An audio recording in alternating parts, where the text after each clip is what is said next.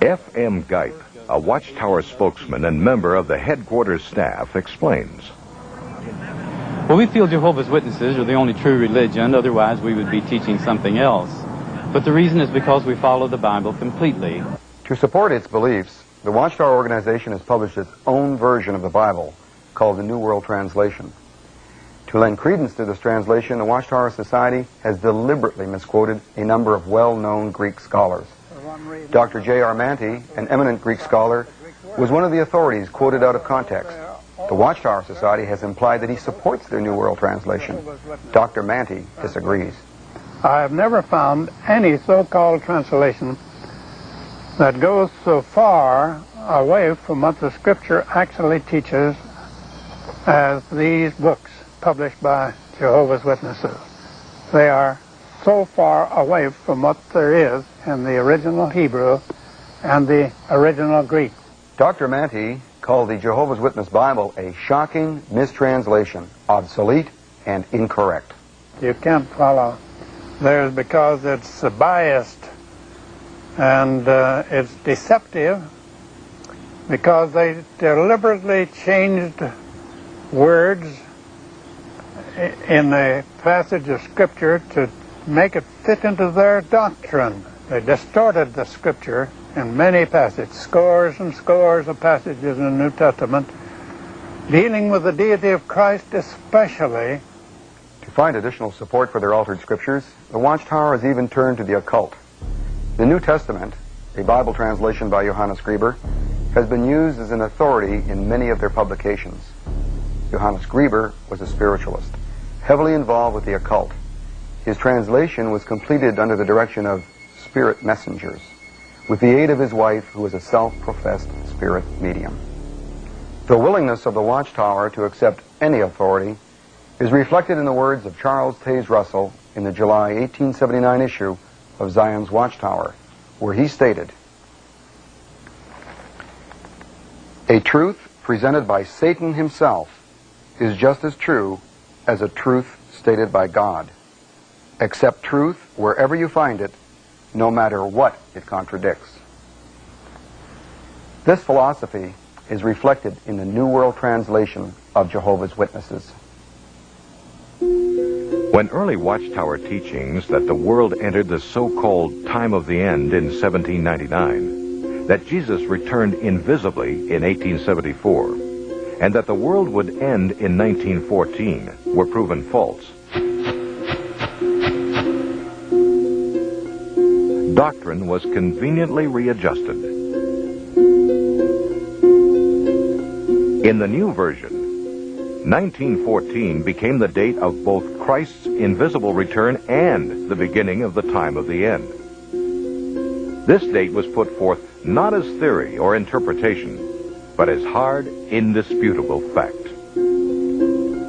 Watchtower Society official Eugene Mortensen.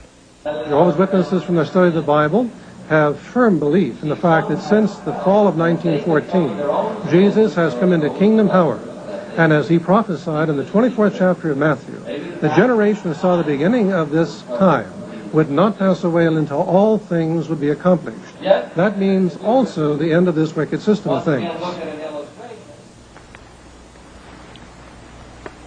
The Watchtower Society is very concerned that time is running out for the so-called generation of 1914.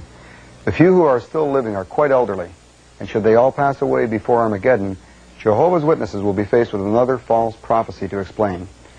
Anticipating this future embarrassment, the Chairman's Committee of the governing body actually prepared a document suggesting the date be changed from 1914 to 1957.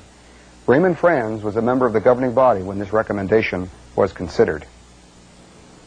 Now, in this document, they suggest and advance as an idea that the generation that would see the time of the end of all things should not be counted from 1914.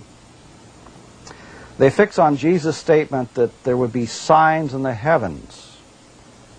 And so they suggest here that the date should be moved up to 1957, when the Sputnik was sent into space by the Russians.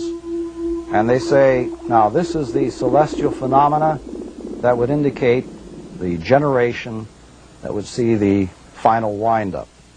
The Sputnik idea was ultimately rejected by the governing body, but for the generation of 1914, time is running out. How did the Watchtower arrive at 1914 as an all-important date?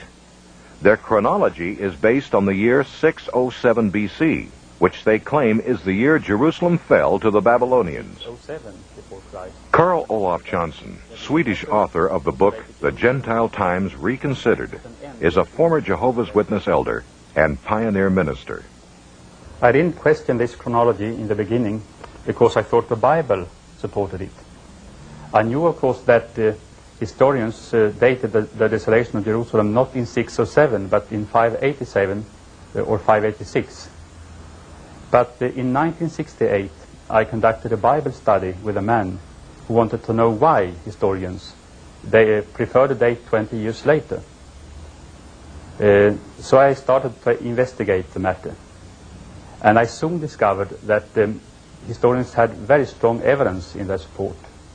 Johnson compiled his research and sent it to Watchtower headquarters.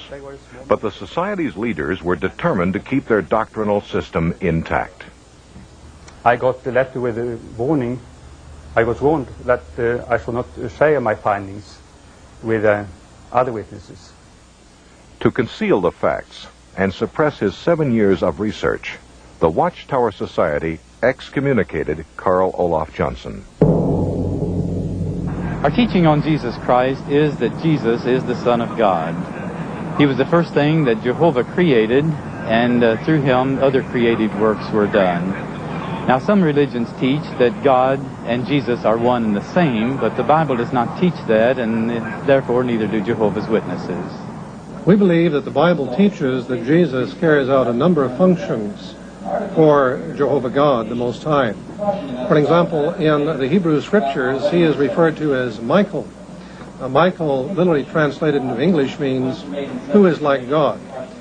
Witnesses believe that Jesus Christ is a spirit creature, a super angel, the first creation of Jehovah God, who prior to coming to earth as a man, existed in heaven as Michael the Archangel. Jesus started out originally as the Logos,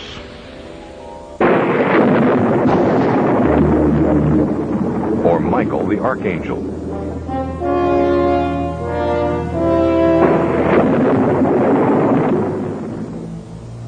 Who then came to earth as the virgin-born Son of Mary.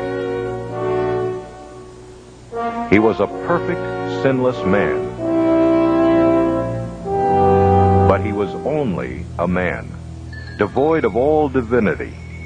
Jesus walked the earth as a man, becoming the Christ only when he was baptized.